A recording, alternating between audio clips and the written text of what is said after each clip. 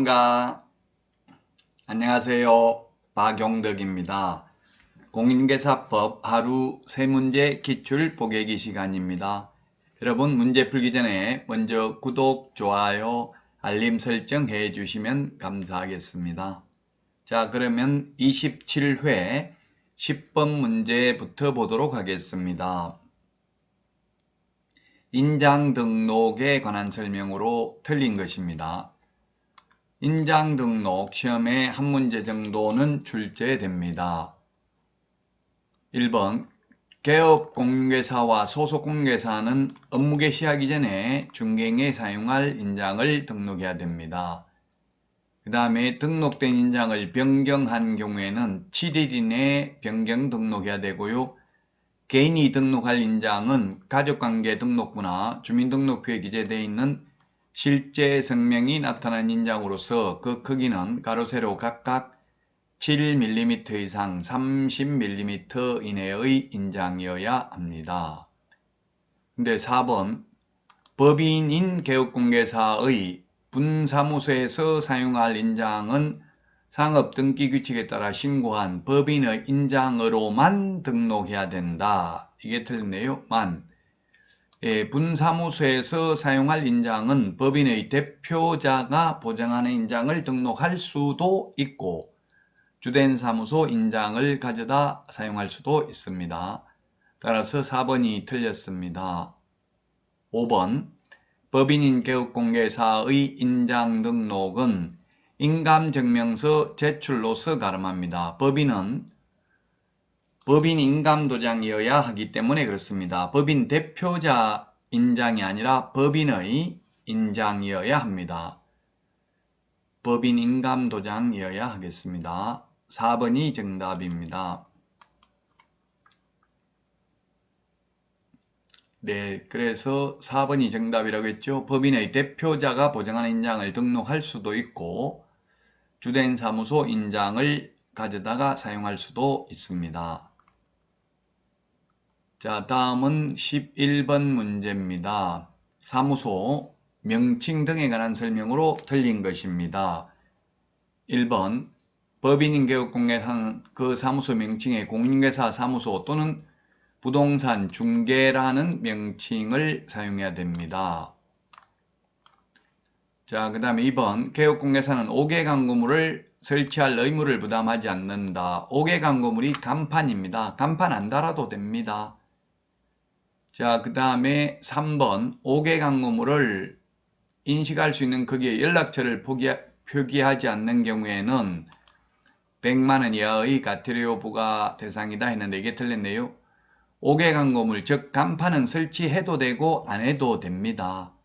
다만 간판을 설치했을 때에는 반드시 간판 실명제로서 성명은 표기를 해야 됩니다.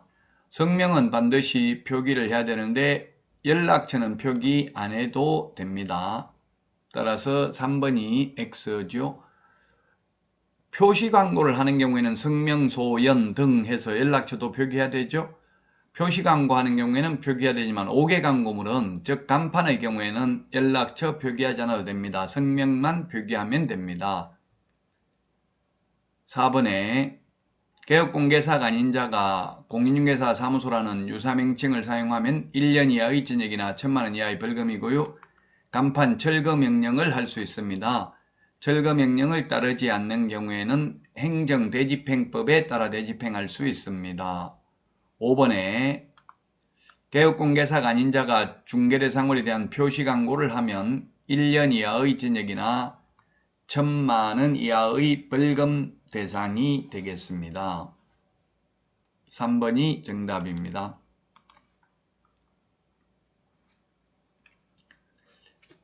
사무소 명칭 표시는 공인중개사 사무소 또는 부동산 중개라는 명칭을 사용해야 됩니다. 그리고 5개 광고물, 간판을 설치해도 되고 안 해도 되는데 설치할 때는 반드시 성명을 표기해야 됩니다. 연락처는 표기할 의무가 없습니다. 근데 현실적으로 다니다 보면 간판에 다 연락처 기재되어 있죠. 그건 의무사항 아니고요. 자기가 알아서 광고하기 위해서 한 내용입니다. 자, 표시 광고를 하는 경우에는 성명, 소연 등을 표시해야 되죠. 성명, 소연 등 5개입니다. 중개사무소, 개업공개사에 관한 사항으로서 성명, 소유 등 사무소 명칭, 소재지, 사무소 소재지, 사무소 연락처 및 등록번호가 최근에 신설됐습니다. 법인인 개업공개사의 경우 대표자, 성명을 표기해야 된다. 5개 광고물에는 성명 표기할 필요가 없고요. 5개 광고물은 표시 광고물에는 성명도 표기해야 됩니다. 3번이 정답이 되겠습니다. 다음은 12번 문제 보도록 하겠습니다. 옳은 것입니다.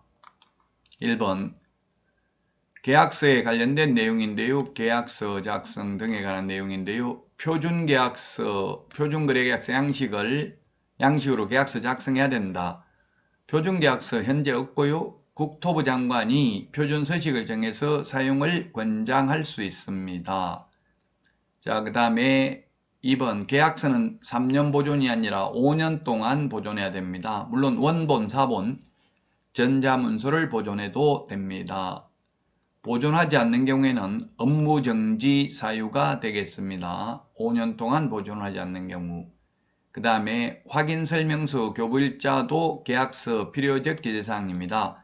우리 암기 프린트 9번에 보면 계약서 필요적 기재사항, 인물계약금, 인권조교 9가지 반드시 기재해야 되죠. 거래당사자 인적사항, 물건의 표시, 계약일, 그 밖 그 약정사항, 거래금액, 계약금 지급에 관한 사항, 물건의 인도일시, 권리 이전 내용, 조건기한, 확인설명서, 교부일자를 기재해야 됩니다. 5번 분사무소의 소속공개사가 중개행위를 한 경우 그 소속공개사와 분사무소 책임자가 함께 서명 및 날인해야 됩니다. 계약서 확인설명서에만 서명 및 날인이죠. 그 외의 서류는 개업공개사만 서명 또는 날인합니다. 따라서 12번의 정답은 5번이 되겠습니다. 옳은 내용이니까 5번이 정답이 되겠습니다. 5번.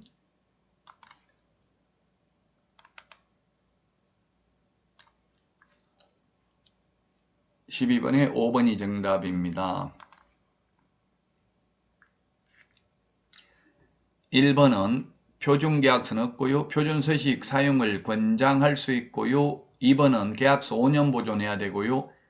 자, 3번은 계약서 5년 보존 안 하면 6월 이하의 업무정지고 4번은 확인설명서 교부일자도 계약서 필요적 기재사항에 해당이 됩니다. 여러분 많은 도움 되셨나요? 도움 되셨다면 구독, 좋아요, 알림 설정 해주시면 감사하겠습니다.